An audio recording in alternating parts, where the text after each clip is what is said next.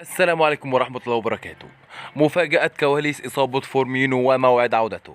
تفاصيل تشكيلة الأهلي السعودي اليوم. تفاصيل ياسيلي يحدد بديل فورمينو في مباراة اليوم. أهلي جدة يتلقى صدمة موجعة من نجم نابولي. السلام عليكم متابعينا الكرام، معكم عبر قناه نشره اخبار الاهلي السعودي مع المشجع السعودي. هنتعرف النهارده على اخر اخبار الاهلي السعودي اليوم، بس يا ريت قبل ما نبدا الفيديو نصلي على النبي عليه الصلاه والسلام. ولو لسه جديد معايا في القناه يا ريت تشترك وتفعل زر الجرس عشان يوصلك كل جديد، وعايزين نكبر جيش الاهلاويه. كواليس اصابه فورمينو وموعد عودته للمشاركه مع الاهلي. كشفت تقارير صحفية اليوم الخميس كواليس إصابة البرازيلي روبرت فورمينو مهاجم فريق الأهلي، وموعد عودته للمشاركة مع الراقي في مباريات الموسم الحالي من دوري روشن السعودي. وفقا لما أوردته صحيفة الرياضية السعودية، فإن نتائج الأشعة التي خضع لها فورمينو بأحد المراكز الطبية المختصة في مدينة جدة قد أكدت حاجة اللاعب للراحة لمدة أسبوع. وأوضحت الصحيفة السعودية أن فورمينو تعرض لألم في العضلة الخلفية خلال التدريب الرئيسي لفريق الأهلي أمس أول، استعدادا لمواجهة الخليج المنتظرة اليوم. وأشارت الصحيفة السعودية إلى أن فورمينو شارك في الجزء الأول من التدريب، ولكنه أبلغ طبيب الأهلي قبل بداية الجزء الثاني من تدريبه بشعوره بالألم. وأكدت الصحيفة السعودية أن طبيب الأهلي فضل إراحة فورمينو لحين الكشف عليه، وهو ما تم أمس، حيث لم يرافق زملائه اللاعبين إلى الدمام لخوض مباراة الخليج.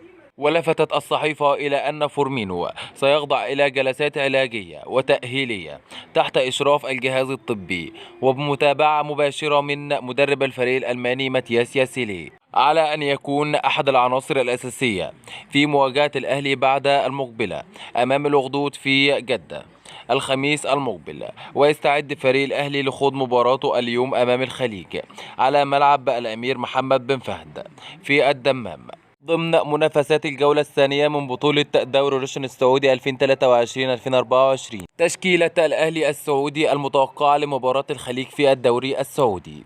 استقر الألماني ماتياس ياسيلي المدير الفني لفريق الأول لكرة القدم بالنادي الأهلي السعودي على التشكيل الذي يخوض به مباراة اليوم الخميس ضد فريق الخليج في الدوري السعودي. والتشكيل متوقع للأهلي السعودي في مباراة اليوم أمام الخليج هيكون في حراسة المرمى إدوارد مندي، خط الدفاع إسجال اليوكسي وعبد الباسط هندي وروجر إيبانز وعلي مجرشي، خط الوسط زياد الجهني ورياض بودابوز وفرانك كيسي، خط الهجوم هيكون رياض محرز وألان سانت ماكسمان وحسن العلي.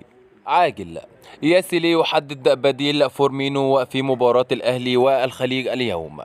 استقر الألماني ماتياس ياسيلي المدير الفني للفريق الأول لكرة القدم من نادي الأهلي السعودي على بديل البرازيلي روبرتو فورمينو مهاجم وقائد الفريق خلال مباراة الخليج اليوم.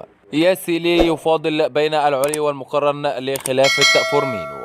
وكان النادي الأهلي السعودي أعلن مساء الأمس الأربعاء غياب البرازيلي روبرتو فورمينو رسميا عن مباراة الخليج وتخلفه عن البعثة، وذلك نظرا لإصابته في العضلة الخلفية التي تعرض لها. ويفاضل المدرب الألماني بين المهاجمين حسن العلي وعبد الله المقرن خلال التدريبات الجماعية أمس ليحل أحدهما بديلا من البرازيلي روبرتو فورمينو، حسبما ذكرت صحيفة الرياضية السعودية اليوم الخميس. ويحل فريق الأهلي السعودي ضيفا ثقيلا على نظيره الخليج في المباراة التي ستقام في تمام الساعة 9 مساء اليوم الخميس على ملعب استاد الأمير محمد بن فهد بالدمام في الجولة الثانية من بطولة دوري روشن السعودي. وقاد البرازيلي روبرت فورمينو فريق الأهلي لافتتاح مشواره في بطولة دوري روشن السعودي بالفوز على الحزم بثلاثية نظيفة من تسجيله، بينما خسر فريق الخليج أول مباراة ضد الفيحاء بثلاثة أهداف من دون رد. أهلي جدة يتلقى صدمة موجعة من نجم نابولي. تلقى مجلس إدارة النادي الأهلي السعودي صدمة موجعة من جانب نجم صفوف فريق نابولي الإيطالي. وجهز مسؤول الأهلي مبلغ ضخم من أجل الحصول على خدمات نجم الفريق الأول لكرة القدم بنادي نابولي الإيطالي خلال فترة الانتقالات الصيفية الجارية. وكان الأهلي السعودي قد أعلن مسبقا عن تعاقده مع أفضل حارس مرمى في العالم لعام 2021 السنغالي إدوارد مندي قادما من صفوف فريق تشيلسي الإنجليزي. وأكدت الصحيفة أن نابولي لن يتخلى عن خدمات صاحب 29 عام إلا في حال تقديم مبلغ 25 مليون دولار، وذلك لإتمام الصفقة مع نظيره السعودي. وأتمت كاليتشو أن زيلينسكي يميل إلى العرض السعودي والذي يبلغ قيمته 12 مليون دولار في الموسم الرياضي الواحد، بعقد يمتد حتى 3 سنوات لينتهي في عام 2026. لكن ألبرتو رئيس تحرير جريدة لاجستا الإيطالية أفاد عبر تصريحات تلفزيونية قائلا زيلينسكي سيبقى مع نابولي في الموسم الجاري بشكل نهائي. وطبعا في نهاية الفيديو بنتمنى التوفيق للنادي الأهلي في مباراته اليوم أمام الخليج. وبكده نكون وصلنا لنهاية فيديو النهارده، اتمنى تكون استفدت معانا، واتمنى دعمك واشتراكك في القناه عشان نكبر جيش الاهلاويه. وبكده نكون وصلنا لنهاية فيديو النهارده، لو لسه جديد معايا في القناه يا ريت تشترك وتفعل زر الجرس عشان يوصلك كل جديد. والسلام عليكم ورحمه الله وبركاته.